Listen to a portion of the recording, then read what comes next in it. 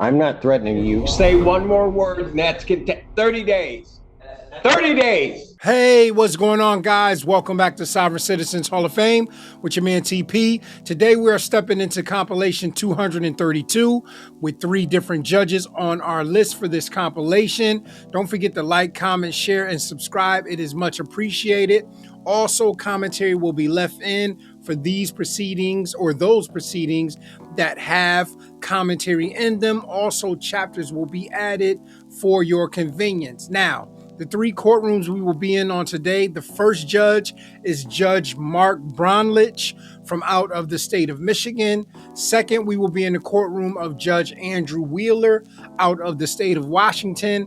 And for our last proceeding, we will be in the courtroom of Judge Erane Washington out of the state of Michigan. As always, guys, it is a pleasure to bring you these compilations.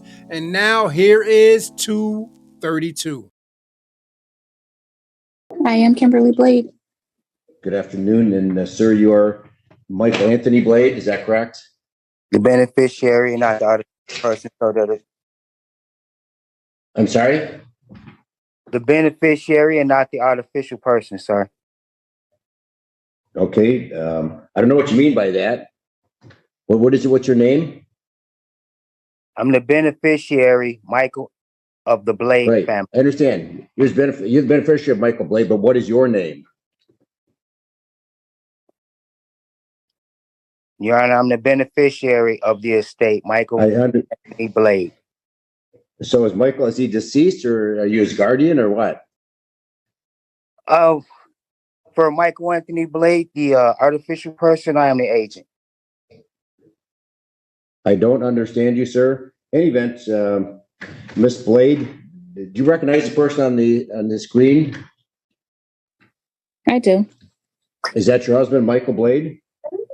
Yes. Okay, all right. The court tried to call you this morning, Miss Blade, but the phone number you provided on your summons was an invalid phone number. It was not a right phone number. We called you at 734-7. That's the number you had, and person said that's I've never not your given phone that number.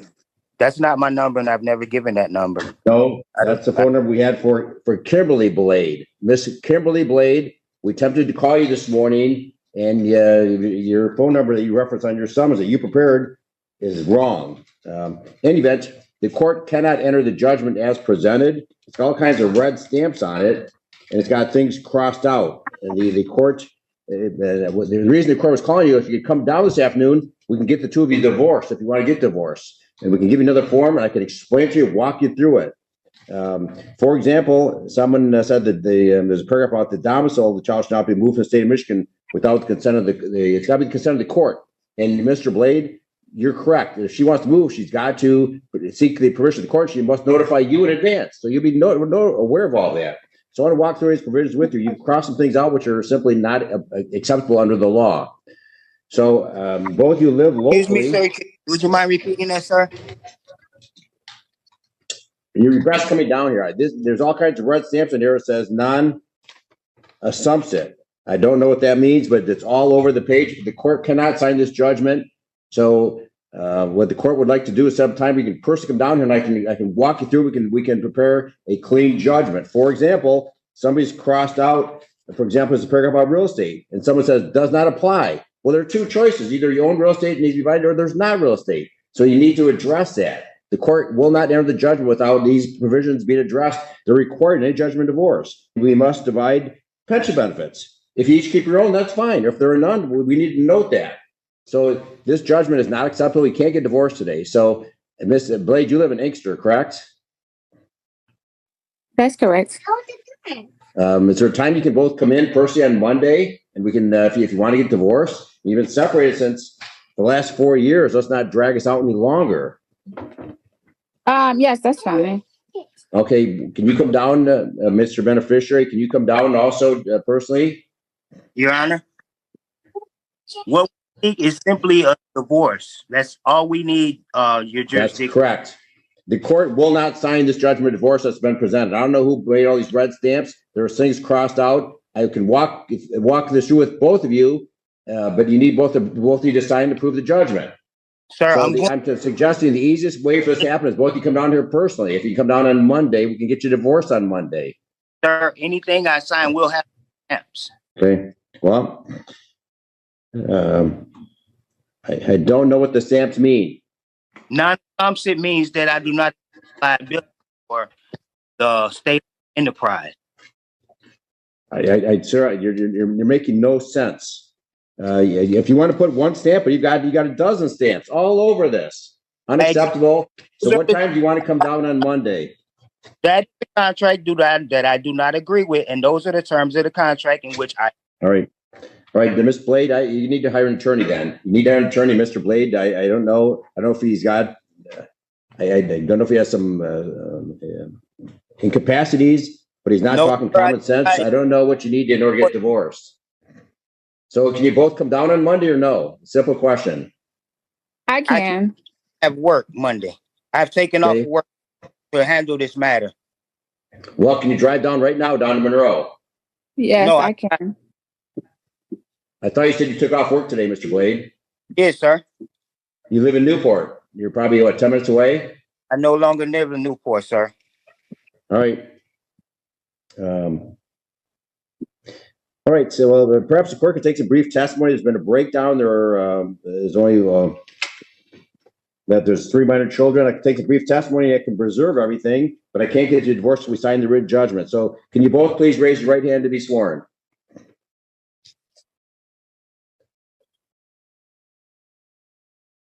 Do you both solemnly swear or affirm that the testimony you're about to give in this matter will be the truth, the whole truth, nothing but the truth, so help you God? I do. Miss Blade? You need to unmute yourself. Cannot hear you, Miss Blade. I do. Okay. All right. To start with you, Miss Blade, can you please state your name and current address for the record? My name is Miss Blade, Kimberly Blade. Can you please state your name and current address for the record? You need to unmute yourself. 300-8141. Thank you. Miss Blade, is it true that you filed a complaint for divorce with this court on about May 4th, 2023? Yes. Is it further true that on the date you signed that complaint that you lived in the county of Monroe for 10 days, the state of Michigan, at least 6 months prior to filing? Can you repeat that?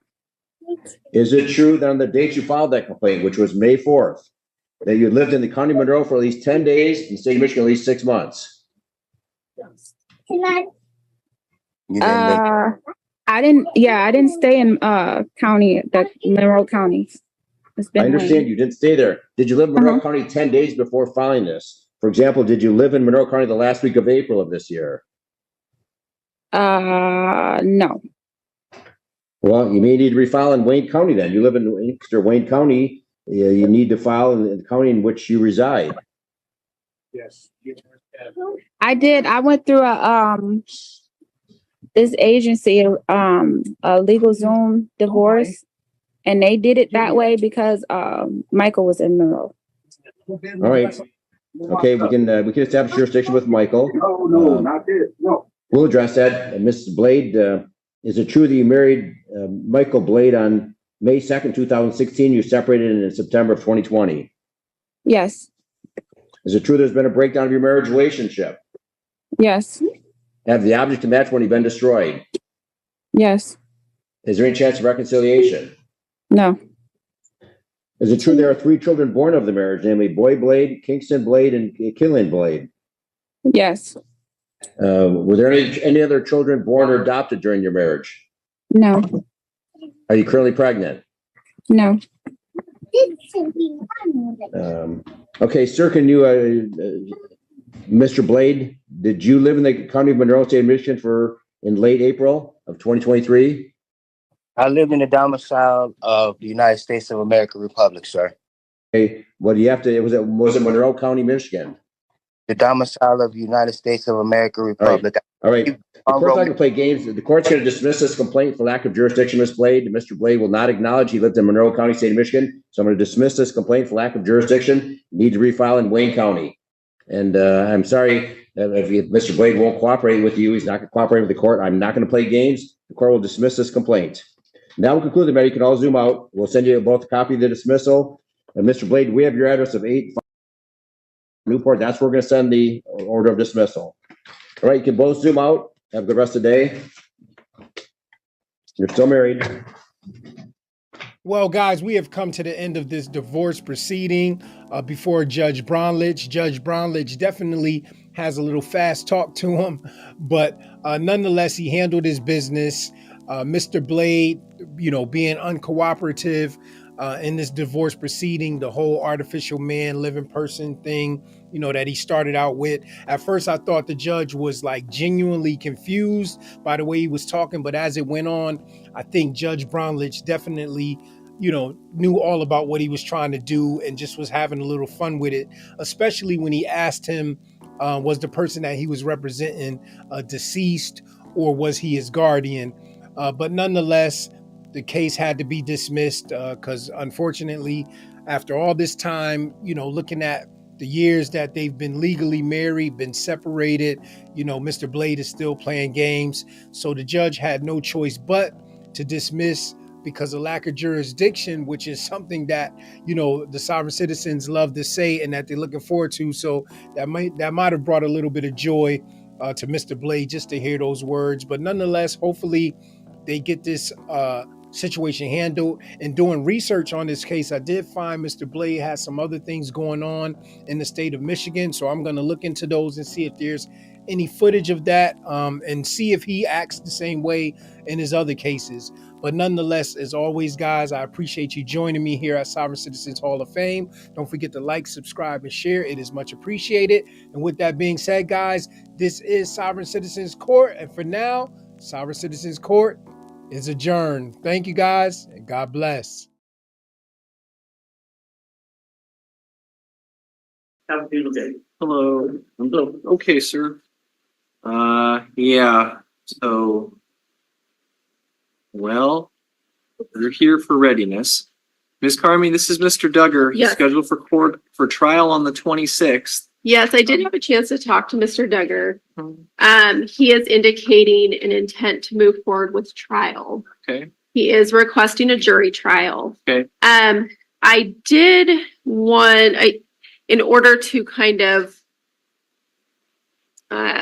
narrow what our issues were, I did speak with him about that, and perhaps I would like him to discuss that with you. I think there is a divergence of less factual and more legal that Well, he there's- plans to argue. There's facts and legal. I know, and that's why I don't want to put words in his mouth. So I guess I'll let him tell you what his issues for trial are. Okay. You want to do it right now on the record? It's up to you, Your Honor. My issues are all constitutional and they're all facts. Here's my concern, Your Honor. He is Supreme asking. Court decided facts. Excuse me. I'm sorry. He is asking for a jury trial. However, I believe some of his argument, most of the argument is a question of law only. And that is whether he is required to have a driver's license. Okay. Yeah. So, that's why I am trying to strike a balance here with what he wants, with what the court procedure would be if it purely is a question of law. That would not be for the jury to decide. Yeah. Question rights. No, I understand. But there's no argument about whether or not he has a license. We all agree on that. I don't want one. Okay. So it's I don't want just the whether restrictions of one. whether he has to have one. So I believe this is properly a bench trial in front of Your Honor with briefing on the constitutionality and legal and requirement to have a license with that statement. Where jail time is concerned, I'm entitled to a jury trial. So, Mr. Duggar, my recollection is that you have some matters in Clark County as well. Am I right about that? And or Stevenson. In Stevenson? And Clark County. Okay, so you have. I got a trial tomorrow in Clark County. Okay. Okay. And are you representing yourself in that trial too? I am myself. Yes, I'm pro per. Okay. And you want to continue to represent yourself in these matters? I continue to be myself. Yes, sir. You know, I enjoy the nuance of the answer of the sovereign citizen always, sir. I'm not a I think, citizen. well, There's no such thing. well, you know, I always enjoy the nuance of how an answered question can be just twisted just a little bit. So I agree. I think Mr. Duggar has the right to have a jury trial. Certainly the city will have the ability to certainly, Mr. Duggar, have you done trials on your own before? I did one time, a long time ago, Okay. years back. Okay, About well, you certainly 10 have years the right to do that. You are held to a standard of understanding the rules of evidence and so forth. So right now, I am going to go through a waiver of your right to an attorney with you, okay? And answer any questions you have. And if you want to, you can look at this before you bring it back up to me, okay?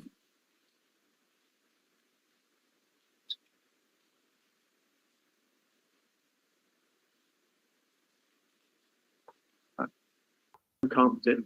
Only incompetent people need attorneys. Oof. I'd be. Yeah, I've heard Oh, yeah. man No, who represents himself as a fool. so you for have a client. right to remain silent, Yes, sir. okay? So I'm going to have to just, I'm going to read you this waiver of right to an attorney. You're going to sign off on it. If you understand the right, you can't later come back and say you didn't have effective assistance of counsel, okay? You betcha. Says, I understand I am charged with the crime indicated on the citation or complaint, that's driving while suspended in the third degree. The maximum penalty is contained in Appendix A, which is 90 days in jail and a $1,000 fine. If there are minimum penalties that must be imposed if I'm found guilty, those are outlined in Appendix A, which I have received a copy. There is no minimum penalties to the charge. I have the right to have an attorney represent me in all stages of this proceeding. If I cannot afford an attorney, I have the right to request a public defender. If I qualify, an attorney will be appointed to represent me. I may be at a disadvantage if I proceed without an attorney. I'll be required to follow the laws and court rules which apply to this case or these cases. These laws and rules can be technical and complex. I may not fully understand them without an attorney. I'm aware of the dangers and disadvantages of proceeding without an attorney. However, I choose to represent myself. Knowing the risks, I waive my right to be represented by an attorney. The court has had a colloquy or discussion with me on my rights to any attorney, my desire to waive this right. No one has made any threats or promises to get me to waive this right. I'm doing it of my own free will. I'm going to sign that you and I have read this. Do you have any questions about the waiver? No, none. No. That's no? I said no, sir. Thank you very much.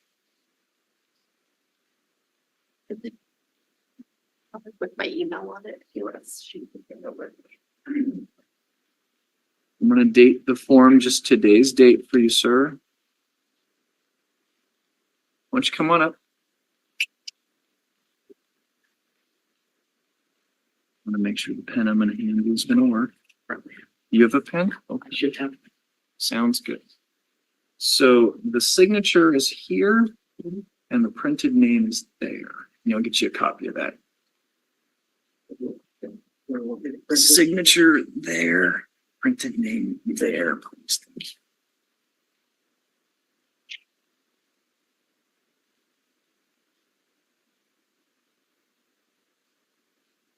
So here's what I think we should do, Ms. Carmi, or what I'm proposing, and I'll get here from Mr. Duggar on it as well.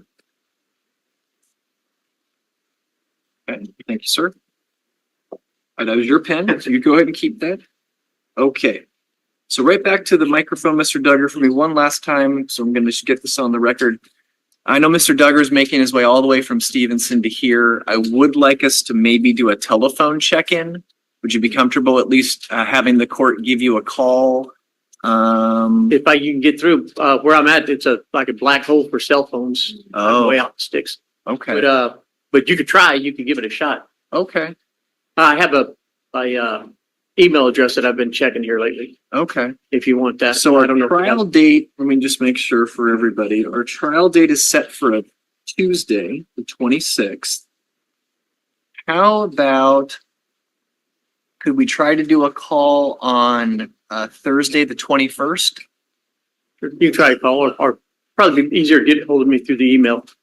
Because Okay. really, you'll probably go straight to voicemail Okay. and the only way I get my calls is go up to the top of the hill and Okay. Yeah, Try I to get probably signal. don't want you to have to climb the hill. So Ms. Carmi, my request is going to be perhaps that we do an email, if you would not mind, as an officer of the court to Mr. Duggar on November 21st, thereabouts. So check your email that day. you betcha. And we're just going to confirm that we're going forward with the trial on the 26th. Okay? Okay. And then, Your Honor, we had one request, especially given the, what is a likely stipulation here to the status of the license. We have subpoenaed and will subpoena for that specific date a DOL rep, just as a backup to that potential stipulation. May they appear by Zoom? We expect the testimony to be 10 minutes or less. So having them come from Olympia doesn't seem to make sense for all parties. Would you be comfortable with the person from the Department of Licensing testifying over Zoom? Sure. What you're going to testify to? That I don't have a license?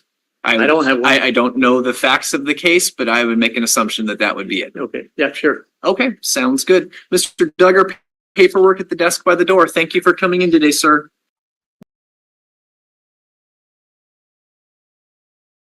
Good afternoon. The 14B District Court is now in session. My name is Erane Washington, and I'm the judge that will be presiding over this session. The court will call the matter of the Ranches of Rosebrook versus Anise Battle, case number 25C-1245. Good afternoon, Your Honor. David Fantera on behalf of the plaintiff.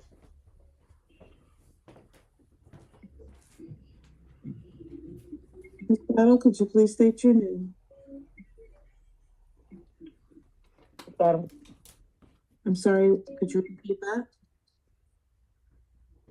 My name is Denise Battle. Thank you so much, Ms. Battle. All right, today's the day and time scheduled for a hearing in this matter. This is an action to terminate the tenancy based on non-payment of rent. Yes, Your Honor. I object to these proceedings moving forward because, like I said, I do have a verified petition and emergency motion for injunction in the U.S. District Court, which is the case number 25-CV-11233. Thank you, Ms. Battle. And like I said, this court has not put on the record their jurisdiction. There's nothing on the record and it stands. Every notice that I've sent is unrebutted, which stands at law. And jurisdiction is a threshold issue that we shouldn't even made it this far without discussing proper jurisdiction. All right. Anything else, Ms. Battle? As of right now, no. Okay, thank you. But I object to these proceedings in jurisdiction, subject matter and personal. All right, your objection is noted for the record. Ms. Battle, I've already ruled on jurisdiction when we were here last time. We will be proceeding today. The court does have jurisdiction. Mr. Fantera, and Ms. Battle, do either of you have... I object. The court cannot declare its own jurisdiction to respond to. If you keep interrupting me, ma'am, you're going to get held in contempt of court, and the court does have contempt powers while you're in jail. I interrupted you. Okay, that's all. Your Honor, I want to point out also that Judge Vandenberg actually addressed this issue last Wednesday and said that the 14B District Court and Your Honor does have jurisdiction over this matter. So not that it needed to May I add, Your Honor? Yeah. She also said that she was not aware of the things going on. So she just went on for anything based on what he just said. She had any law nor facts, just as you don't, of why you have jurisdiction. And it's no order that has it back yet, to be clear. All right, thank you. Again, Ms. Battle, this court has jurisdiction and we will be proceeding today. Mr. Fantera, actually the both of you have an opportunity at this time to do any opening argument that you want to make. So Mr. Fantera, I will start with you. Do you have an opening statement? I'll waive my opening statement, Your Honor, and just get right to the evidence. All right. With respect to service, can you please put on the proofs regarding the service in case there is an appeal? Say that again, Your Honor. Can you please put on proofs regarding service in the event that there is an appeal? Mean service of this lawsuit? Yes, on Ms. Battle. I believe that she was served by a court officer with Jimmy Moore's office, Your Honor. I think there's a proof of service in the file. I don't know whether it was attached or whether it was personally served. But the court has that proof of service. With respect to proof of service, the file indicates that Ms. Battle was served with two different ways pursuant to MCR 4.201B, which is she was served, actually three different ways. She was served with an original mailing from the court, and then a second mailing went out from the court. Second mailing was requested by the plaintiff and was sent by this court.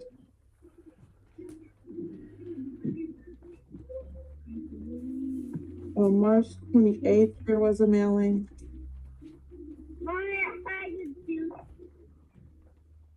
And then there was service by Edward Cope, who was the court officer.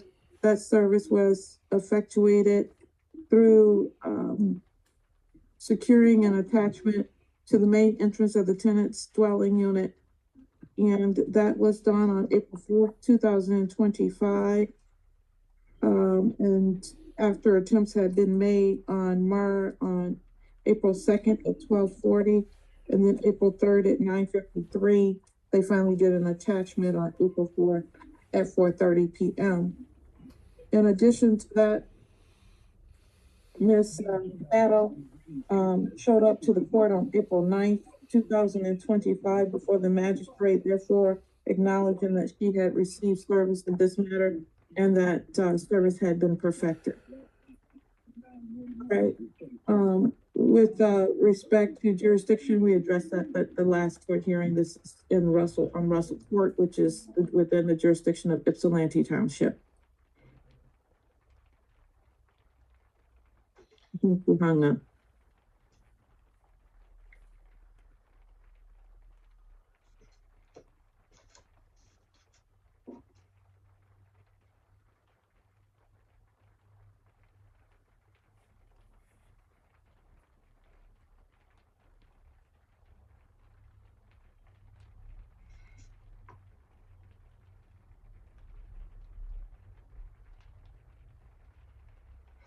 Your Honor, when she comes back, can we require her to, she appeared the last two times with a video. Can we require her to have video today?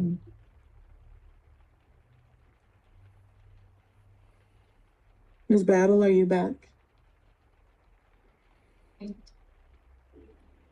Yeah, we were disconnected. Yes, Ms. Battle, you're back. All right, Yeah. what request were you making, Mr. Fantera? I know the last two times that Ms. Battle has appeared, she appeared with a video, and this time she's just on her phone. Can we require her to be here by video today also? I would have had to give Well, her. the thing is like I tried to tell you all last time that the time was bad. This is when I pick up my kids. All So right, if we then can we do can it like earlier or something of that nature, yeah, that's fine. then I'm okay just proceeding as long as the court is comfortable that we can swear her in when she goes to testify. Thank you. I am comfortable. I can tell you that if I was going to require that she be here via video, I would need to give her notice of that prior to today's date. So I'm comfortable proceeding as we are. Okay. All right. And Ms. Battle, other than jurisdiction which has been noted and reserved, do you have any other argument you want to make today with respect to this matter in terms of an opening argument? Of course. So like I said, the contract has been rescinded on April 1st. and it was due to unconscionable pieces in the contract, including pieces that's wrong with the formation, as well as material breaches that's inside the contract. Material. That contract has not been You said material material. breaches. Okay, go ahead. Breaches, yes, within the contract as well. That was sent out and received. Well, it actually wasn't received on April 1st because at the end of the day, the unconscionable pieces, their addresses are wrong and the owners are wrong on the contract, so it got sent back. But once I realized it was received on April 8th, 2015, and still remains unrebutted. They have yet to unrebut it in any case that we came and talked about the contract. And by law, according to Wall versus Zendaya, the Michigan law recognizes rescissions at common law for breach, fraud, and unconscionability. Meaning, if I give notice and it's unrebutted, that stands at law. Also, I've talked on personal matter jurisdiction, in which why I came in under special appearance the first two hearings, because at the end of the day, I'm not a legal person. I'm not in a legal capacity under Michigan law. I do not qualify as that person, which that person is a corporation, a trust, individual, in some type of legal entity of that nature, an association. I do not qualify as one of those people to be here and subjected to this without consent. Hence why, things were sent administratively and defaults were given administratively, because things are happening right here where I'm being deprived of due process, and I should be awarded due process by law. As the attorney stated last time we were here, he was saying that basically the burden of proof only applies in criminal cases, which is false, because the burden of proof applies in all civil cases where jurisdiction or contract validity challenged, and that's Taylor versus Bullock in 1992 in Michigan. You still have the burden of proof. The court cannot establish their own jurisdiction being based on a contract is rescinded. You have to have a valid contract to come into court about. So that's where your jurisdiction of the subject matter is at hand, because the contract is rescinded, not unilaterally, like he's tried to claim before. It is rescinded, meaning I gave you notice and it's unrebutted, just as if somebody came into the courtroom for an eviction, or if they did not come for the eviction, you'll give them a default, because what happens at law, your silence stands.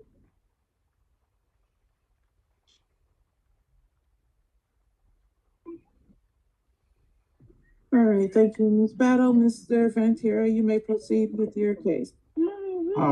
Plaintiff would like to call Dawn Charles as a witness. All right, Ms. Charles, please raise your right hand to be sworn.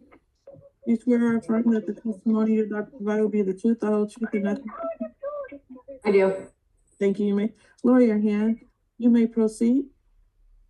Ms. Charles, please state your name for the record. Dawn Charles. And what is your position with the Ranches of Rosebrook? I'm the property manager. Are you familiar with the tenancy of Anise Battle? I am. Are you familiar with the lease agreement that that she signed? I am. Your Honor, I submitted to the court a lease agreement dated November 12, 2024. I'd be moving for that to be admitted as Plaintiff's Exhibit 1. Did you also provide a copy to the defendant? I did not, because I do not have her email address.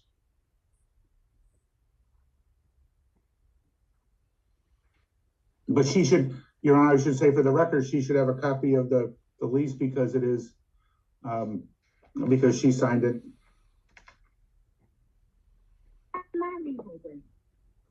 Any objection? I never received a hard copy of the lease, and I've asked for a hard copy of the lease, never received it. And as I read the lease, that was also a breach of my lease, as I was supposed to receive it and sign it in person, as they made me sign it over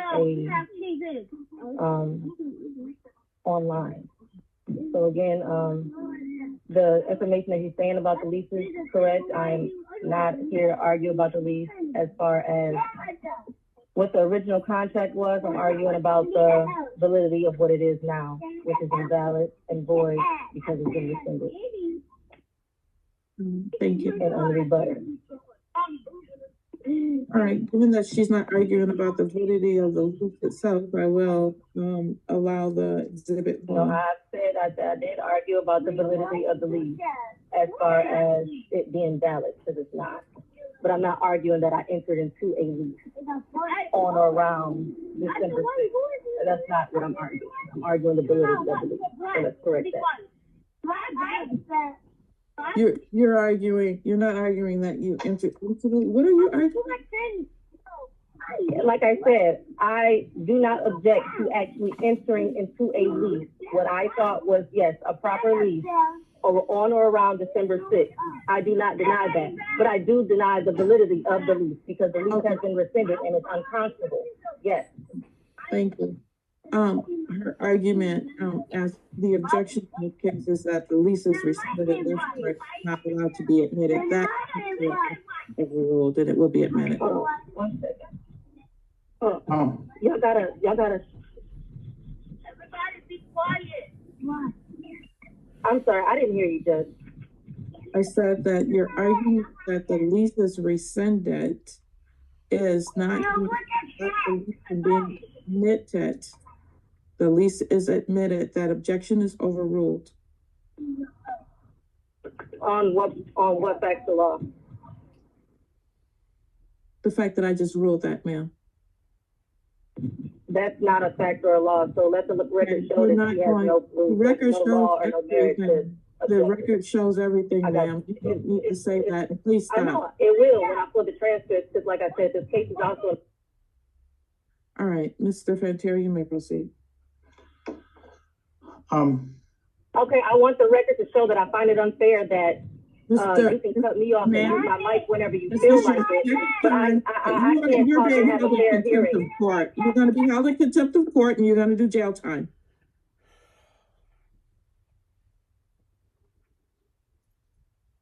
Mr. Fantera, please proceed. Ms. Charles, can you, under the terms of the lease, what is Ms. Battle's monthly rent? $1,075. $1,075? Correct. Does she also have to pay utilities? Water and sewer. So for what months has she not paid her rent? March, April, and now May. So she owes $1,075 for each of those 3 months. Correct. Has she, does she owe the water and sewer for those 3 months also? Yes. How much does she owe for those months? Her water and sewer? Yes. So March is $36.24. April? $35.45. May? $35.73. Okay. That totals $107.42, correct? Correct. Are there late fees under her lease? There are. What is the late fee? $50. On what day? The 6th. And so she's being charged a late fee for March and April, correct? Correct. So the total amount that she owes is $3,225 in rent, $107.42 in utilities, which is also rent, $100 in late fees, and then she would owe the court costs of this in this matter, correct? Correct. Have you reviewed the work orders that have been submitted by Ms. Battle since she has been a tenant? Yes, I have. Are you comfortable that they were all completed in a timely fashion? Yes. No further questions, Your Honor.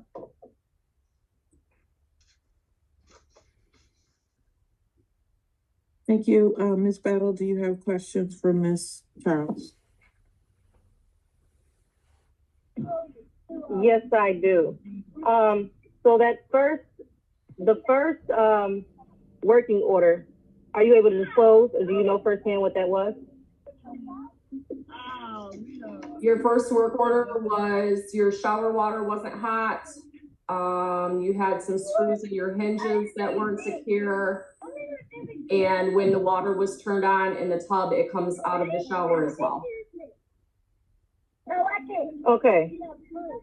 So how do you define complete? How is that work order complete? Well, that was the work order you put in. The notes for repair are that the diverter for your hot water was repaired. Our construction company fixed the tub faucet that had came off, and we installed new screws in hinges on the door. Right. So do you have anything that the actual construction company came, because nobody came? Because even if you go on to the next 3 orders, that's also listed as an issue because it was never addressed. Well, the next work order after that was actually December 26th, and it says the door that was repaired, the screws were still not right, so we put new screws in it, so that wasn't a work order about the tub. The one after that was January 28th, and that was about hearing animals in the attic, and we installed new soffit and made sure nothing was in there. There was also one on January 27th. We adjusted your shower head and plunged your toilet and tightened a basket on your sink. There was one on February 14th that your tub was not draining and water was coming out of the faucet. We unclogged the tub and the shower head was working properly. And the last one was March 17th that your furnace was cutting on and off. And we took your furnace apart and checked all the fuses and put it back together, and it was up and operating properly. Okay, so let's go into that more, because we might even have to subpoena the maintenance man, because this is going to become an issue. So when you say that you came into my bathroom and screwed the shower head, what would be your purpose of doing that? Because what was my request? My request was that it was still, the water was still coming out of both faucets at the same time, which have not been correct because you have not gotten a contractor out here. A contractor has not came out to my house about that. And let's go on to the heat, right? Miss Battle. I'm sorry. You can't testify now. You can ask her questions. You will get a chance. The contractor was in the apartment between December 15th and 16th because wait a second. Wait, please stop. Wait. There's no question. You said I had to form it as a question. I apologize. Okay, go ahead, Ms. Battle. Okay, so you're saying that a contractor came out, you said December 16th? Correct.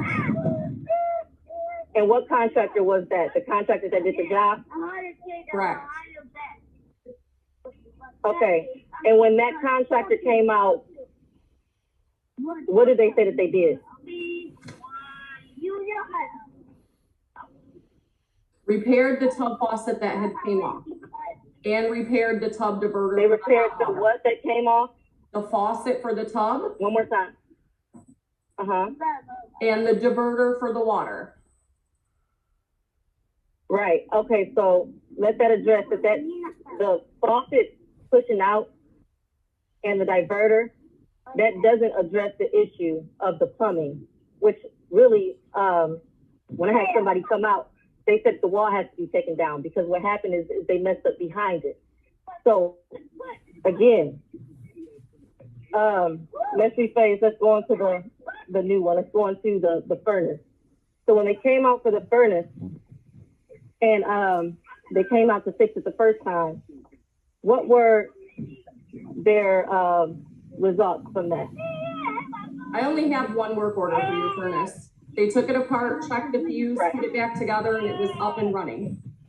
They cleaned it and put it back together. Okay. The furnace is new. So no, it was 2 work orders. One was done in the middle of the night. I'm in the morning before they came into work. So I just wanted to be clear. So you don't have that work order for the morning? I'm asking the question. 1 second, there's an objection. Your Honor, you said it was an objection? Can you listen to it, Ms. Battle? I can hear him now. You say he had an objection? Your Honor, I want to object. We're getting into the weeds here. I mean, you don't have a right to withhold rent or rescind a lease because of something small such as a tub faucet. And so, we're getting into whether somebody actually came out and fixed it or when it got fixed. And it just seems to me that this is irrelevant to the proceeding that's going on today. Well, it's object because it's not irrelevant to the proceeding because it's part of the reason on why I put out the brief, because at the end of the day, I kept trying to get somebody to come out to fix these things that are not fixed. Heat is a major thing. It's been cold. I still have a heater in my house because they haven't came back and got it and fixed it like they said they were going to. You know what I'm saying? It's still unconscionable things in the lease regardless. So everything about what I am arguing here is valid because I do have the right to rescind the contract based on breaches of the contract, just like you can come here on a quote unquote breach of the contract. It's the same thing. Why do I not get the same right and to hear what's going on so she can hear what's going on? Your Honor, we will be more than happy. The purpose of rescission, as the court knows, is to put the parties back in the same position they were before the contract got entered into. We will be more than happy to rescind this contract and basically have Miss Battle pay what she owes through the date of move out and terminate it so she doesn't have any more rent owing after move out. The problem is what she said to Judge Vandenberg last week, and I believe what she believes, is that when something gets rescinded, she is allowed to live there until she finds a new place. And that is not the law. We are more than happy to rescind this, to do away with this contract, let her pay her balance through the date of move out and terminate this contract so that she can move on and we can move on. But what we can't let her do is to live there forever without paying rent. Well, let it show that by law, by contract law, if the breach is on your end, if you want to comply to it, like I said, because I did rescind it, and the breach was on your end, and it's rebutted on your end. And by law, under the landlord and tenant, it is called constructive possession. When you are in breach of a contract and I'm not at fault, I am allowed under equity and law to stay in a place. It's called constructive possession. Constructive possession. The breach is not on my end. It was on your end. Miss Battle, that's not the law, ma'am. That is not the law. Absolutely not at all. And ma'am. Okay, so then if that's the case, if he wants to call out the breach of contract, then he's making it an uneven deal. Okay? So if he wants to say that he wants to accept a breach, then he has to accept the damages that come behind it. Because there's damages if I have to relocate on something that's not based on me. That's unfair. And that is that's unfair in bad faith. Your Honor, I'm not trying to be unfair. All I'm trying to say is the breach is not on me. The breach isn't on me. So if the breach is on me, I will understand what you're saying completely. The breach is not on me, so I should not be held liable for y'all breach. Yeah, but you're the one that wants to, Your Honor, but she is the one that wants to rescind. So it seems to me that she can't have. I want to rescind based on the unconscionable contract. And what does my rescission also say? If it says it, if that's the case, if you all want me to leave and you don't want me to have the constructive possession, then you ought to be paying for my relocation because it was your injury to me. Can I say something without being interrupted, please? I want you both to stop talking for a minute, please. Go ahead. I'm sorry. So, first of all, if you want to talk about whether a contract can be rescinded, that is not typically what happens in a landlord-tenant. That's in a standard contract situation. However, if there is, in fact, a situation where capital is for you to get some of your monies back. That's not something where you get to just rescind the contract. That's why all of this is the wrong procedure. However, Mr. I'm sorry. Please. Mr. You Fantera, were saying something about getting your money. I need you to go back a little bit. It's breaking up really, really bad. so you're Because I entitled, can't hear you clearly. if in fact the court were to find that, for instance, the property was not habitable, like there were enough repairs that were done so that the property was habitable, we're not gonna be able to make this out with the children in the back. My recorder is saying she can't make it out. I'm trying to make it out too, and it's just like breaking up a little bit. That's why I tried to tell y'all that this was not like a good time for me at all. Remember, you had got his time, and when I went to go say my time, you cut my mic off, and I was literally trying to tell you that I cannot. It's 3 o'clock. This is not a good time. I'm getting my kids out of school. I don't have help when it comes to getting my kids out of school. So, yeah, but we can continue to try. We can just try to go for a morning time. I can do morning time. I have on the mornings. You know, you're gonna have to figure this out. And if you don't figure it out, then the repercussions will be against you. You're gonna have to figure it out. Well, hold on. I am trying to figure it out. I wouldn't be here if I wasn't trying to figure it out, or if I wasn't trying to, you know. I grant you that. I agree with that. I agree with that. But I have criminal documents every morning. We don't have morning docket. You said what about a warning? Hey, stop. Hey. You said what about a warning? I said we have criminal dockets in the morning, ma'am. Is what I said. Yeah, I can do it in the morning. That's not what I said. Oh, I'm sorry. I'm sorry. Hold on.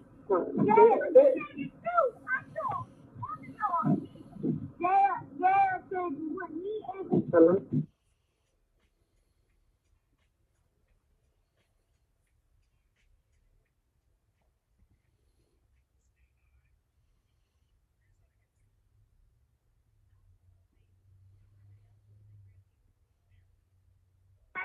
Y'all can't be that loud.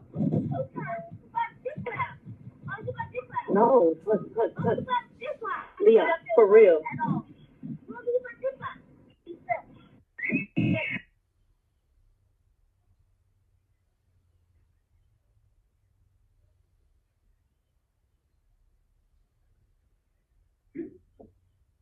Mr. Fantera, this is not working. It can't be recorded properly because of the background noise.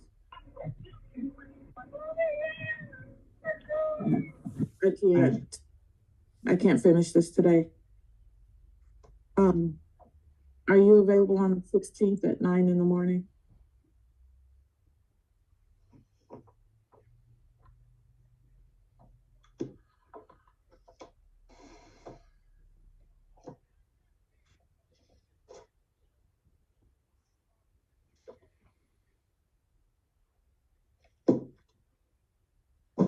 I am, make sure my witnesses are Dawn. Yep. Ms. Battle, are you available at 9 in the morning on February 16th? May 16th, Your Honor. May 16th. I'm sorry, I'm discombobulated. Yes, 9 a.m. works? Yes, 9 a.m. is perfect. 16th at 9. We'll be back here again. Your Honor, can we require, since I asked before and you said you didn't give notice, her to be by video Zoom? Yes, Ms. Battle, can you come via video Zoom, please? Ms. Battle, you're muted. I'm sorry. I keep trying to mute it because I think that's why I keep muting me, because of my background. But I say yes, that's fine. Okay, thank you. I appreciate it. And I will also mail copies of all of the exhibits that I submitted to the court to Ms. Battle so that she has them beforehand. Thank you. We'll see you all. I appreciate it, David. See you all May 16th at 9 a.m. Okay, thank you. Well, guys, now that I got you all caught up on Miss Battle's first two proceedings, I'm not going to go into any commentary because I did that when I shared it before. But as you can see, things definitely got a little testy. But let's see what happens in this third appearance now that she's going to be physically on the Zoom. I'm pretty sure it's going to be interesting. With that being said, guys, let's go ahead and jump into this last proceeding. I'm not threatening you. Say one more word and that's 30 days. 30 days.